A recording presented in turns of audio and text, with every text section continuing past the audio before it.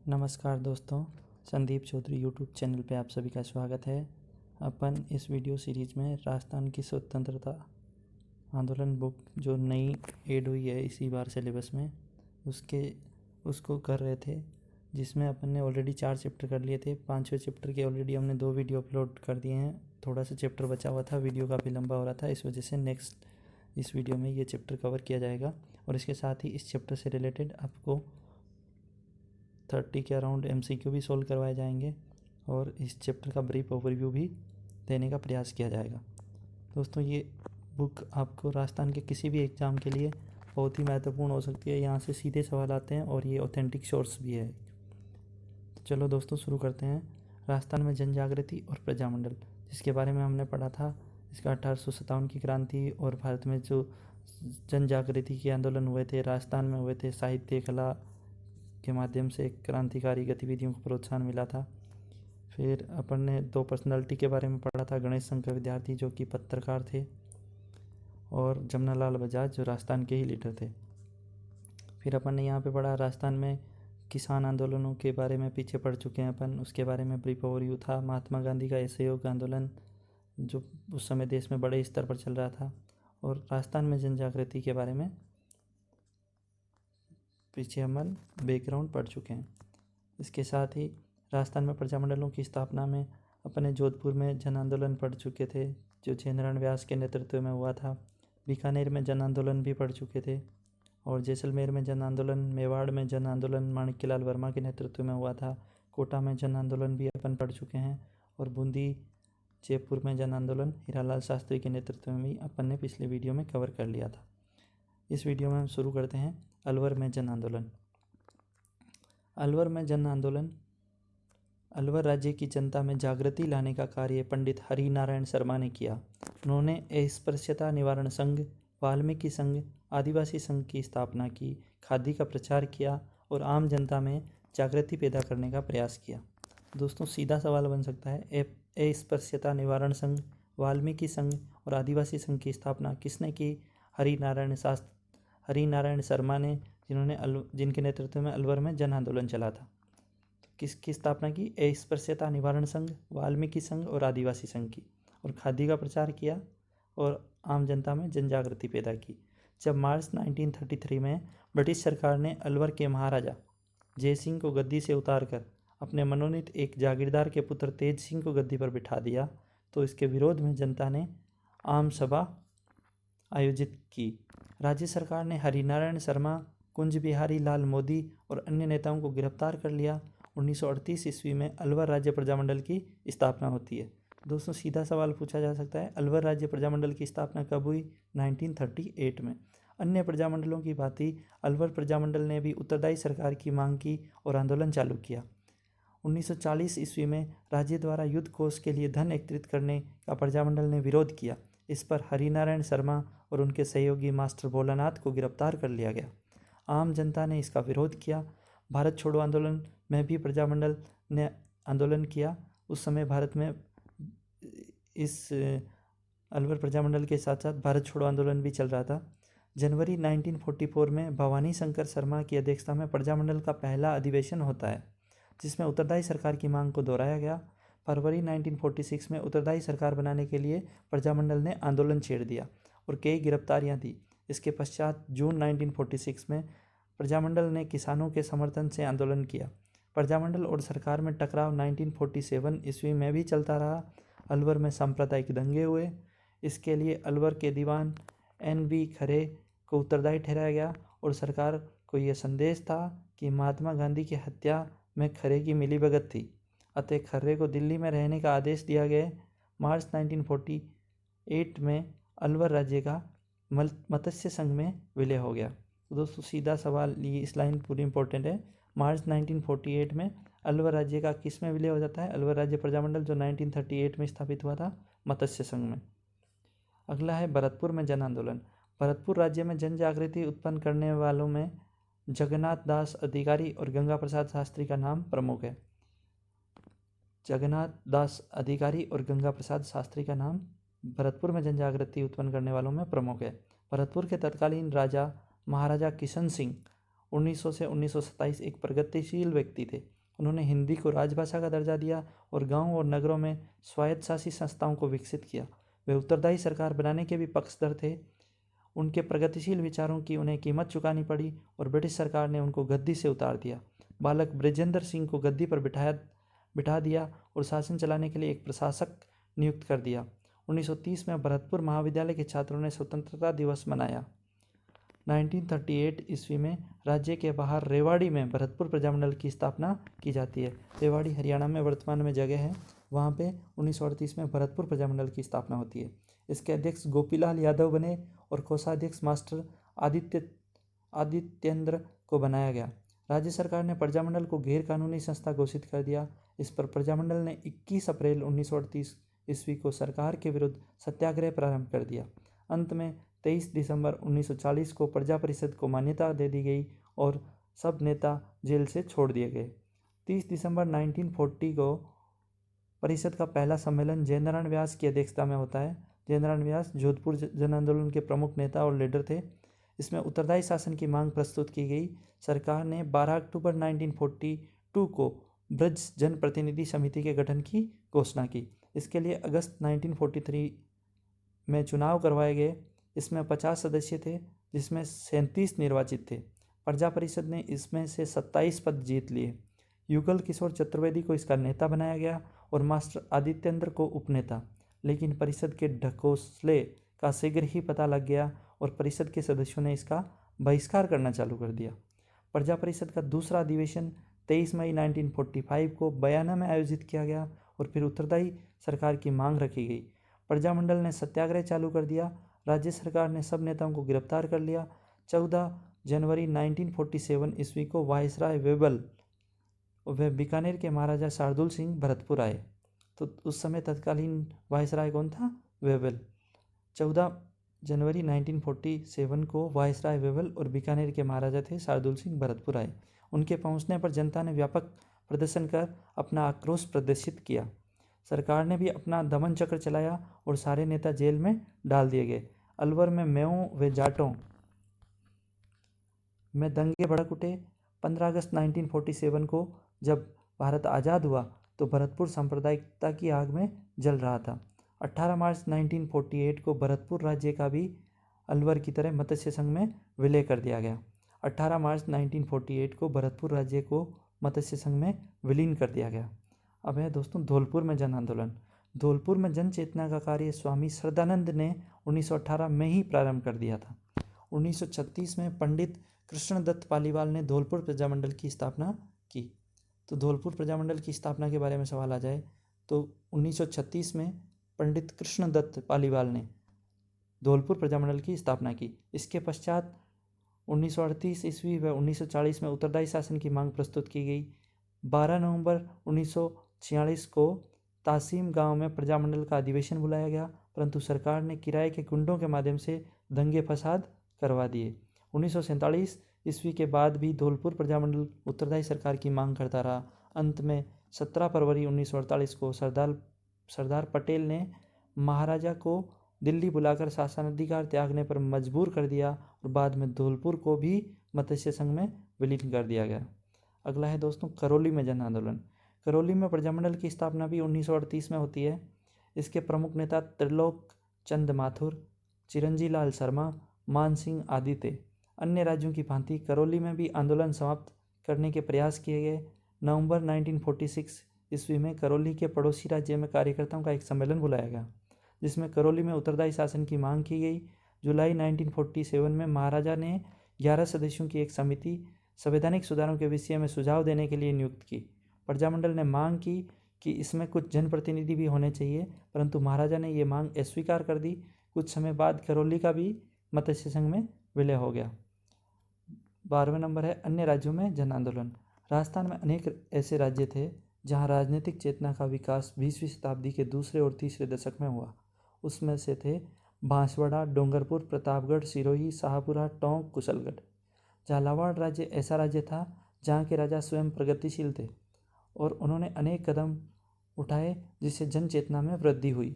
बांसवाड़ा में भूपेंद्र नाथ त्रिवेदी, डूंगरपुर में भोगीलाल पांड्या, हरिदेव जोशी, गौरीशंकर आचार्य, शिवलाल कोटड़िया, भिखाबाई भील प्रतापगढ़ में थे, अमृतलाल पायक, चुन्नीलाल प्रभाकर सिरोही में थे, गोकुल भाई भट्ट आदि ने जन चेतना लाने के लिए अथक प्रयास किए और प्रजामंडलों की स्थापना की। डूंगरपुर में भोगीलाल पांड्या ने भीलों, चमारों और अन्य पिछड़ी जातियों में शिक्षा द्वारा जन जागृति लाने का प्रयास किया। सेवा संघ के माध्यम से सामाजिक कुरीतियों और अंधविश्वासों को दूर किया गया। उन्हीं के प्रयासों से 1945 ईस्वी में डूंगरपुर राज्य प्रजामंडल की स्थापना हुई थी, भोगीलाल पांड्या के प्रयासों से। बांसवाड़ा में भील बाहुल्य इलाके में भूपेंद्रनाथ त्रिवेदी ने जन जागृति पैदा की। स्वतंत्रता प्राप्ति के बाद सभी राज्यों को वृहत राजस्थान में वापिस पढ़ते हैं दोस्तों। स्वतंत्रता प्राप्ति के बाद सभी राज्यों का वृहत राजस्थान में विलय हो गया। इस प्रकार प्रजामंडलों का मूल्यांकन। राजस्थान में प्रजामंडलों या लोक परिषदों का जन जागृति करने में महत्वपूर्ण योगदान रहा। उन्होंने अपनी राजनीतिक और सामाजिक समस्याओं के प्रति जनता में चेतना उत्पन्न की। प्रारंभिक अवस्था में यद्यपि इतनी सफलता नहीं मिली, फिर भी कार्यकर्ताओं और नेताओं का प्रयास कम नहीं हुए। राजाओं ने पहले तो प्रजामंडल को गैर कानूनी बताया और नेताओं को जेल में डाल दिया। इससे जनता में जागृति पैदा हुई। 1921 में राजाओं और नवाबों का केंद्रीय स्तर पर नरेंद्र मंडल बनाया गया।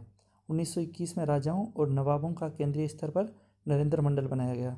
इस संस्था के सुझाव पर राजाओं ने प्रजामंडल और लोक परिषदों की स्थापना होने दी। प्रजामंडलों ने कांग्रेस के कार्यक्रम को भी अपनाया और आंदोलनों में भाग भी लिया। इसमें 1942 का भारत छोड़ो आंदोलन सबसे प्रमुख था। इससे सारा देश एकता के सूत्र में बंध गया और राजाओं को भी आभास हो गया कि अब लोकतंत्र का युग आ रहा है और राजतंत्र और निरंकुशता के दिन चले गए हैं। यही कारण है कि सरदार पटेल के प्रयासों से सभी राजाओं ने अपने राज्यों का भारत संघ में विलीनीकरण स्वीकार कर लिया। प्रजामंडलों ने ही सामाजिक कुरीतियों और जनता का ध्यान आकृष्ट किया। इस महान सामाजिक राजनीतिक परिवर्तन लाने का श्रेय प्रजामंडलों को ही जाता है। दोस्तों, सरदार पटेल के जन्म दिवस 31 अक्टूबर को मनाया जाता है राष्ट्रीय एकता दिवस के रूप में, और सरदार की उपाधि सरदार पटेल को दी थी बारदोली सत्याग्रह के दौरान बारदोली की महिलाओं ने। अब कुछ अभ्यास प्रश्न दिए गए हैं, वो सोल्व कर लेते हैं दोस्तों। इसका आप उत्तर कमेंट बॉक्स में दे दीजिए, और अगर आप इस चैनल पर नए हैं तो लाइक, सब्सक्राइब और शेयर करना नहीं भूलें, क्योंकि दोस्तों राजस्थान की ये बुक्स हैं जो बहुत ही इंपॉर्टेंट है। आने वाले कम्पिटिटिव एग्जाम में सीधे यहाँ से सवाल पूछे जा सकते हैं। फर्स्ट क्वेश्चन है, 1888 ईस्वी में कांग्रेस के इलाहाबाद अधिवेशन में राजस्थान से किन प्रतिनिधियों ने भाग लिया? तो इसका उत्तर दोस्तों आप कमेंट बॉक्स में लिखिए। अगर आपने चैप्टर ध्यान से पढ़ा है तो सीधा सीधा दे रखा है। 1919 ईस्वी में राजस्थान सेवा संघ की स्थापना कहाँ होती है? थर्ड है, अखिल भारतीय देसी लोक परिषद की स्थापना कब हुई? फोर्थ है, किसके प्रयासों से 1945 ईस्वी में डूंगरपुर प्रजामंडल की स्थापना की गई? तो अभी अभी पढ़ा है दोस्तों अपन ने, इसका भी आप आंसर देने का प्रयास कीजिए कमेंट बॉक्स में। अंग्रेजी साप्ताहिक पत्र राजस्थान टाइम्स का प्रकाशन कहाँ से प्रारंभ हुआ? फिर अति लघुरात्मक प्रश्न है, 1857 ईस्वी में प्रथम स्वाधीनता संग्राम का राजस्थान में क्या सकारात्मक प्रभाव परिलक्षित हुआ? तो ये इंट्रो पार्ट में सीधा दे रखा है, वहाँ से आप लिख सकते हैं। फिर सेकंड क्वेश्चन है, राजस्थान सेवा संघ के मुख्य उद्देश्य क्या थे? राजस्थान में जन जागृति में राजस्थान सेवा संघ की भूमिका को समझाइए। थर्ड क्वेश्चन है, राजस्थान की जन जागृति में महात्मा गांधी के आंदोलनों का क्या प्रभाव पड़ा? तो दोस्तों इसमें भारत छोड़ो आंदोलन, असहयोग आंदोलन और थोड़ा थोड़ा प्रभाव सविनय अवज्ञा आंदोलन का भी पड़ा था, उसका भी आप मेंशन कर सकते हैं। निबंधात्मक प्रश्न में है, फर्स्ट है, स्वतंत्रता आंदोलन के दौरान राजस्थान में प्रजामंडलों की भूमिका का आलोचनात्मक मूल्यांकन कीजिए। और सेकंड है, राजस्थान में जन जागृति में कांग्रेस की भूमिका का वर्णन कीजिए। तो इस प्रकार दोस्तों यहाँ पे ये चैप्टर होता है कंप्लीट। अगला चैप्टर अपन नेक्स्ट वीडियो में करेंगे, राजस्थान का एकीकरण। उससे पहले आइए हम इस चैप्टर का ब्रीफ ओवरव्यू लेने का प्रयास करते हैं।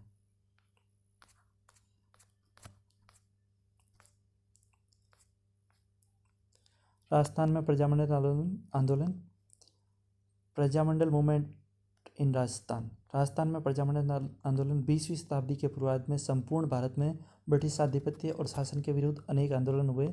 इन आंदोलनों में शांतिपूर्ण प्रदर्शनों के अतिरिक्त क्रांतिकारी घटनाएं भी शामिल थी। 1857 ईस्वी की क्रांति में राजस्थान के देशभक्तों ने भी बढ़ चढ़ के भाग लिया, परंतु यहाँ की अधिकांश देशी रियासतों ने अंग्रेजों का साथ दिया था। फिर है भारत के अन्य भागों के समान ही राजस्थान में 20वीं शताब्दी के प्रारंभ से ही क्रांतिकारी गतिविधियां घटित हो रही थी। इसमें किसान आंदोलन थे, जनजातीय आंदोलन थे और अंग्रेजों के विरुद्ध क्रांतिकारी गतिविधियां शामिल थी। राजस्थान में राष्ट्रीय चेतना के जागरण और जन जागृति के अनेक कारण थे।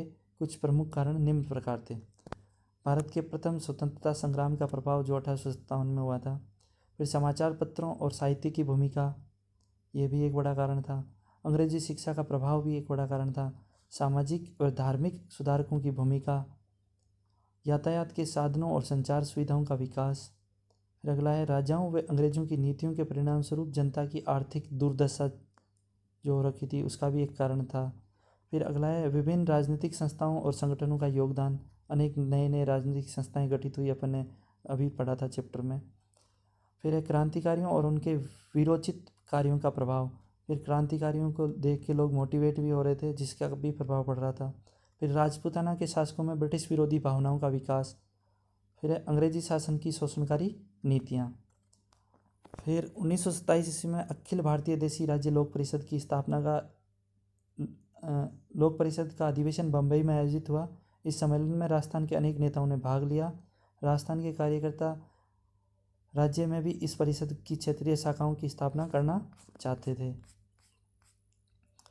1918 में गणेश शंकर विद्यार्थी, जो कि एक बड़े लेवल के पत्रकार थे, विजय सिंह पथिक, जमनालाल बजाज, चांदकरण शारदा, गिरधर शर्मा, स्वामी नरसिंह देव आदि के प्रयासों से मारवाड़ी पुस्तकालय चांदनी चौक में राजपूताना मध्य भारत सभा की स्थापना हुई। इसका मुख्यालय कानपुर में रखा गया। राजपूताना मध्य भारत सभा की स्थापना इन सभी के प्रयासों से हुई थी और इसका मुख्यालय कानपुर उत्तर प्रदेश में रखा गया था। राजपूताना मध्य भारत सभा का मुख्य उद्देश्य रियासतों में उत्तरदायी सरकार की स्थापना करना और रियासतों के लोगों को कांग्रेस का सदस्य बनाना था। मार्च 1920 में इस संस्था का तीसरा अधिवेशन जमनालाल बजाज की अध्यक्षता में अजमेर में आयोजित किया गया। जयपुर में गणेश नारायण सोमानी को राजपूताना मध्य भारत के दिसंबर 1920 के नागपुर अधिवेशन का सभापति चुना गया।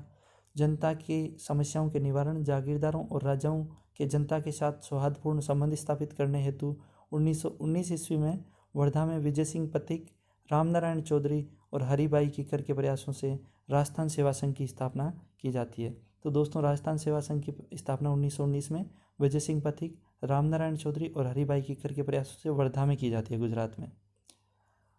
फिर वर्धा सत्याग्रह गांधी का भी फेमस है। राजस्थान सेवा संघ ने जयपुर, बूंदी, सीकर, जोधपुर, खेतड़ी और कोटा आदि स्थानों पर अपनी शाखाएं खोली और किसान आंदोलनों के नेताओं को मार्गदर्शन प्रदान किया। साथ ही विभिन्न रियासतों द्वारा जनता पर किए गए अत्याचारों का विरोध किया। राजस्थान में विभिन्न प्रजामंडलों की स्थापना। 1913 ईस्वी में बीकानेर महाराजा गंगा सिंह द्वारा बीकानेर में एक प्रतिनिधि सभा या विधानसभा की स्थापना की गई, जो उस समय में केवल राजस्थान वरन समस्त उत्तर भारत की एकमात्र राजनीतिक संस्था थी। तो ये दोस्तों इंपॉर्टेंट है। बीकानेर महाराजा गंगा सिंह द्वारा बीकानेर में प्रतिनिधि सभा की स्थापना 1913 में की गई। प्रजामंडल आंदोलन रियासतों में उत्तरदायी सरकार स्थापित करने हेतु एक महत्वपूर्ण आंदोलन था। इस प्रकार इस इंडेक्स में प्रजामंडल, वर्ष, संस्थापक और नेता ये दे रखे हैं। तो जयपुर प्रजामंडल 1913 में स्थापित हुआ था और पॉलिटिकल रूप से 1936 में कार्य करना प्रारंभ किया था। इसके प्रमुख संस्थापक थे जमनालाल बजाज। अन्य नेता थे कपूरचंद पाटनी, हीरालाल शास्त्री, टीकाराम पालीवाल, हरीशचंद्र, लादूराम जोशी, पूर्णानंद जोशी, हंस डी राय आदि। बूंदी प्रजामंडल 1931 में कांतिलाल चौथानी के नेतृत्व में जो संस्थापक थे और अन्य नेता थे गोपाल लाल जोगी, नित्यानंद सागर, गोपाल लाल कोटिया और मोतीलाल आदि। बूंदी राज्य प्रजा परिषद 1937 में स्थापित हुआ था। संस्थापक थे ऋषि दत्त मेहता और नेता थे अन्य ब्रज सुंदर शर्मा, हरिमोहन माथुर। फिर मारवाड़ या जोधपुर प्रजामंडल 1934 में स्थापित होता है। संस्थापक थे जयनारायण व्यास और अन्य नेता थे भंवरलाल सराफ, रणछोड़दास, मणिहार, चांदकरण शारदा, छगनलाल, आनंदराज सुराणा और मथुरादास माथुर। हड़ौती प्रजामंडल 1934 में स्थापित होता है और संस्थापक थे पंडित नैनूराम शर्मा और अन्य नेता थे फैज मोहम्मद, पंडित अबिन हरी और प्रभुलाल शर्मा। फिर सिरोही प्रजामंडल बम्बई में स्थापित होता है 1934 में और कार्य करना 1939 में प्रारंभ करता है। संस्थापक थे वृद्धिशंकर त्रिवेदी और गोकुल लाल भट्ट।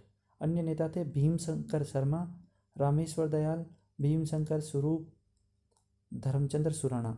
बीकानेर प्रजामंडल 1936 में मेघराज वेद संस्थापक थे और लक्ष्मणदास स्वामी, रघुवर दयाल, बाबू मुक्ता प्रसाद और गंगाराम कौशिक अन्य नेता थे। बीकानेर राज्य परिषद 1942 में स्थापित होती है और संस्थापक थे रघुवर दयाल। फिर मेवाड़ प्रजामंडल 1938 में स्थापित होती है। दोस्तों अपन ने मिस कर दिया, ये साइड में विवरण भी दे रखा है, ये भी आप पढ़ लीजिएगा, स्क्रीनशॉट लेके भी रख सकते हैं आप। और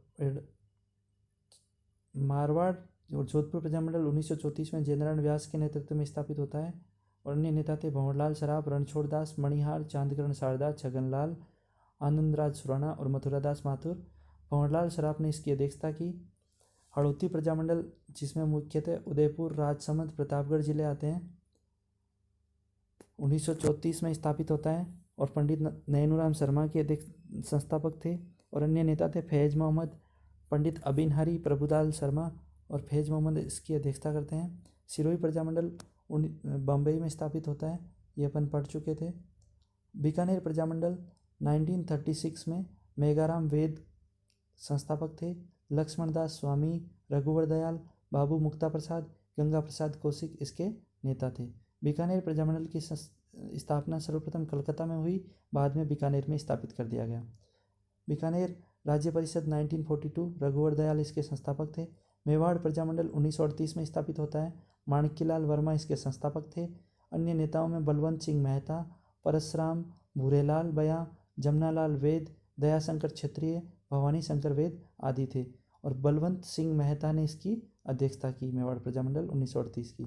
अलवर प्रजामंडल 1938 में हरिनारायण शर्मा की अध्यक्षता में संस्थापक थे और कुंज बिहारी मोदी, मंगल सिंह, लक्ष्मण स्वरूप त्रिपाठी और इंद्र सिंह नथुराम मोदी अन्य नेता थे। भरतपुर प्रजामंडल भी 1938 में स्थापित होता है, किशनलाल जोशी संस्थापक थे। अन्य नेता थे गोपीलाल यादव, मास्टर आदित्य चंद्र देशराज, जुगल किशोर चतुर्वेदी, रमेश स्वामी, रेवती शरण शर्मा। गोपीलाल यादव ने इसकी अध्यक्षता की।